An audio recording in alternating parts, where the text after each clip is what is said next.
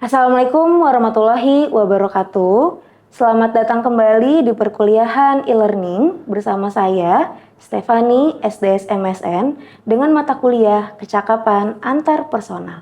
Nah, pada pertemuan kelima ini kita akan membahas tentang interpersonal communication.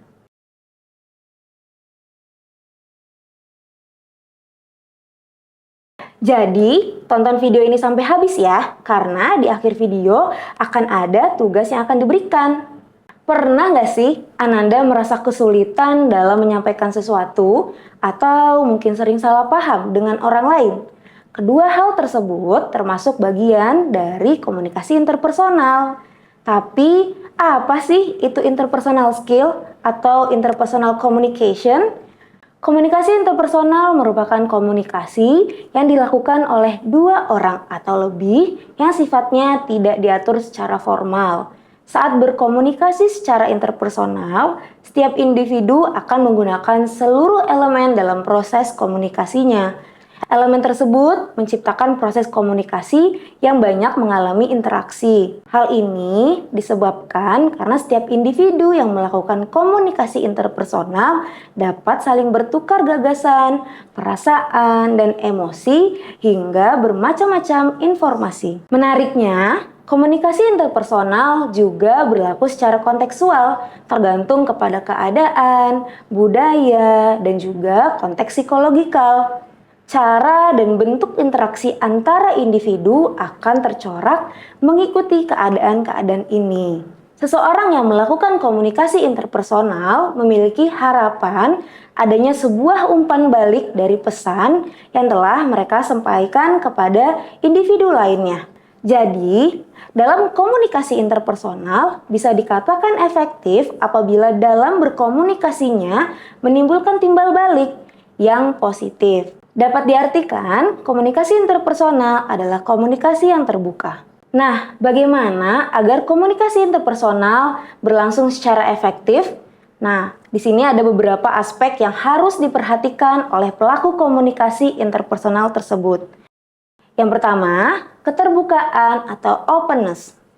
Komunikasi interpersonal yang efektif mencakup adanya keterbukaan antara lawan bicara. Kualitas keterbukaan mengacu pada sedikitnya 3 aspek dari komunikasi interpersonal, yaitu komunikator harus terbuka pada komunikan, demikian sebaliknya. Kesediaan komunikator untuk bersaksi secara jujur terhadap stimulus yang datang. Yang kedua, empati. Empati didefinisikan sebagai kemampuan untuk mengetahui hal-hal yang dirasakan orang lain. Hal ini termasuk salah satu cara untuk melakukan pemahaman terhadap orang lain.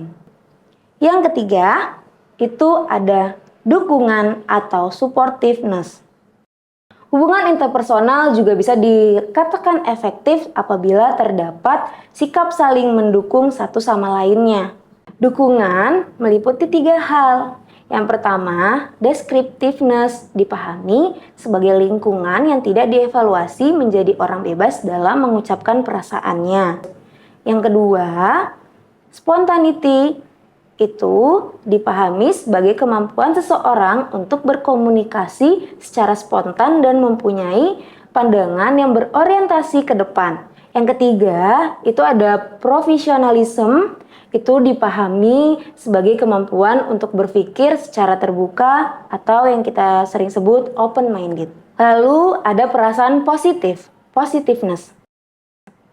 Adanya sikap positif itu dapat mendorong terjadinya interaksi yang baik sehingga komunikasi menjadi lebih efektif. Sikap positif dalam komunikasi interpersonal berarti bahwa kemampuan seseorang dalam memandang dirinya secara positif dan menghargai orang lain. Sikap positif tidak dapat lepas dari upaya menghargai keberadaan serta pentingnya orang lain. Dorongan positif umumnya berbentuk pujian atau penghargaan dan terdiri atas perilaku yang biasa kita harapkan. Yang kelima, itu ada kesamaan atau kesetaraan. Tidak ada dua orang yang benar-benar sama dalam segala hal. Terlepas dari ketidaksamaan ini, komunikasi interpersonal akan lebih efektif bila suasananya setara. Dengan suatu hubungan interpersonal yang ditandai oleh kesetaraan, ketidaksependapatan, dan konflik lebih dilihat sebagai upaya untuk memahami perbedaan yang pasti ada daripada setiap kesempatan untuk menjatuhkan pihak lain. Kesamaan atau kesetaraan berarti kita menerima pihak lain, atau menurut istilah Carl Rogers, kesetaraan meminta kita untuk memberikan penghargaan positif tak bersyarat kepada orang lain. Faktor-faktor yang mempengaruhi komunikasi interpersonal yaitu ada konsep diri. Konsep diri adalah semua ide, pikiran, kepercayaan, dan pendirian yang diketahui individu tentang dirinya dan mempengaruhi individu dalam berhubungan dengan orang lain. Konsep diri merupakan faktor yang sangat penting dan menentukan dalam komunikasi interpersonal. Konsep diri dapat mempengaruhi kemampuan berpikir seseorang. Seseorang yang memiliki konsep diri yang buruk akan menyebabkan rasa tidak percaya diri, tidak berani mencoba hal-hal baru, takut gagal, takut sukses, rendah diri, pesimis, dan lain sebagainya. Sebaliknya, seseorang yang konsep dirinya baik akan selalu optimis, berani mencoba hal yang baru, berani sukses, berani gagal, percaya diri, antusias, merasa diri berharga. Dengan demikian, konsep diri merupakan faktor penting bagi seseorang dalam berinteraksi. Faktor yang kedua itu ada membuka diri. Membuka diri adalah pengungkapan reaksi dan tanggapan seseorang terhadap situasi yang sedang dihadapinya, serta memberikan informasi yang relevan tentang peristiwa masa lalu untuk pemahaman di masa kini. Membuka diri berarti membagikan kepada orang lain tentang perasaan terhadap sesuatu yang telah dikatakan atau dilakukannya. Semakin sering seseorang berkomunikasi dengan membuka diri kepada orang lain, maka ia akan memahami kelebihan dan kekurangan yang ada pada dirinya. Individu akan belajar menutupi kekurangan yang dimilikinya dengan meningkatkan kepercayaan diri dan saling menghargai. Pembukaan diri dalam komunikasi interpersonal memiliki dua ciri. Yang pertama, sikap terbuka kepada yang lain dan bersikap terbuka bagi yang lain. Dan kedua proses ini dapat berlangsung secara serentak apabila terjadi pada kedua belah pihak menghasilkan hubungan yang terbuka antara seseorang dengan seseorang lainnya. Lalu yang terakhir itu ada percaya diri. Percaya diri adalah salah satu faktor yang mempengaruhi dalam komunikasi interpersonal. Yang kurang percaya diri akan cenderung sedapat mungkin menghindari situasi komunikasi karena dirinya takut orang lain mengejek atau menyalahkannya apabila berbicara, sehingga cenderung diam dalam berinteraksi. Hal itu akan menumbuhkan sikap merasa gagal dalam setiap kegiatan yang dilakukannya. Membangun kepercayaan dapat dilakukan dengan mengikuti berbagai kegiatan pelatihan yang berhubungan dengan banyak orang. Hal ini bertujuan untuk menolong seseorang agar dapat merumuskan cara-cara membangun kepercayaan diri dalam suatu hubungan interpersonal. Dalam hubungan komunikasi interpersonal terdapat sifat-sifat penting yang harus diketahui terlebih dahulu sebelum melakukan proses berkomunikasi. Pertama, yaitu komunikasi interpersonal melibatkan individu dan saling bergantung. Maksudnya apa di sini? Itu maksudnya dalam proses berkomunikasi orang-orang tersebut akan saling menghubungkan satu dengan yang lainnya. Mereka juga memiliki sifat interdependen, yaitu saling bergantung antar sesama individu. Tidak heran jika seseorang melakukan komunikasi interpersonal, apa yang mereka lakukan saat proses berkomunikasi akan berdampak pada orang lain juga atau saling bergantung.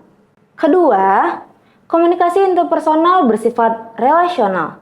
Dikarenakan sifat dari komunikasi interpersonal yang interdependen membuat komunikasi ini sangat penting dan tidak dapat dihindari. Komunikasi interpersonal ini terjadi dalam sebuah hubungan. Dalam hubungan tersebut memiliki dampak dan artinya sendiri. Maka komunikasi yang sedang berlangsung merupakan sebuah bagian serta manfaat dari adanya hubungan yang terjalin.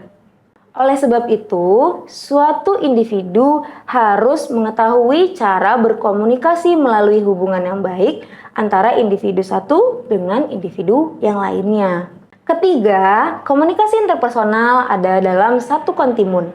Maksudnya, komunikasi interpersonal ini pada rangkaian kesatuan dari impersonal ke personal yang lebih tinggi. Pada situasi impersonal, kita cenderung berkomunikasi atau merespon sesuai dengan perannya. Sedangkan pada situasi personal yang tinggi, mereka akan membicarakan hal-hal yang pribadi.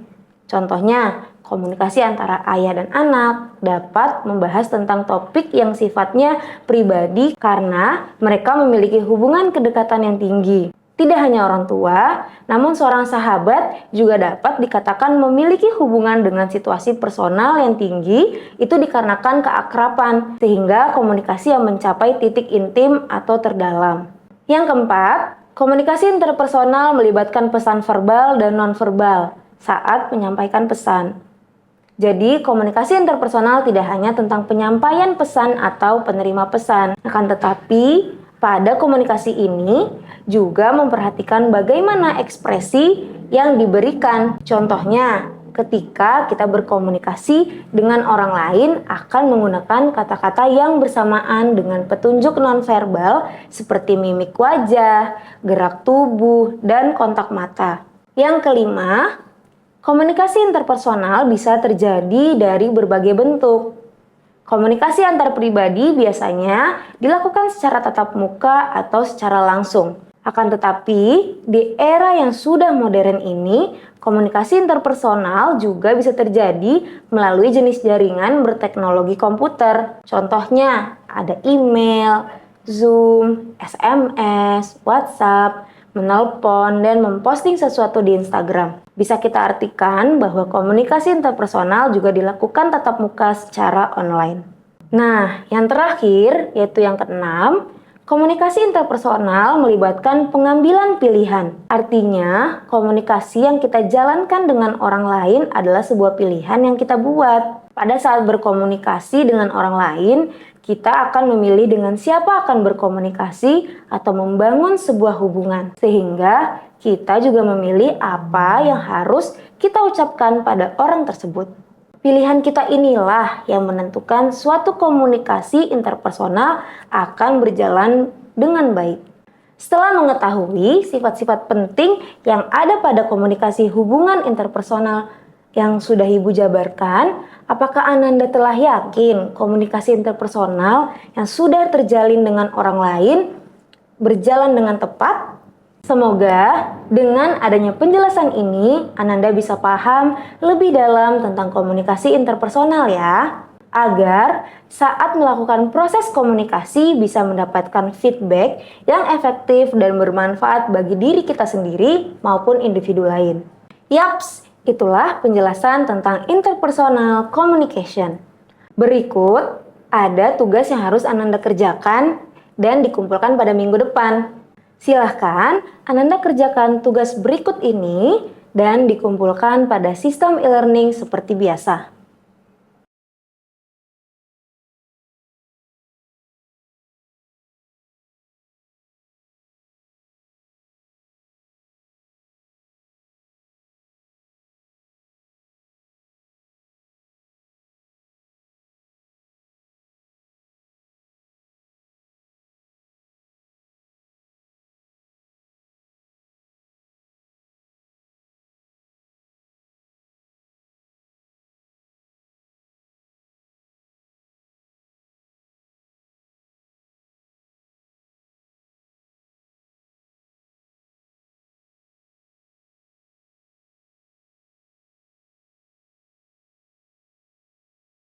Sampai bertemu di pertemuan selanjutnya. Assalamualaikum warahmatullahi wabarakatuh.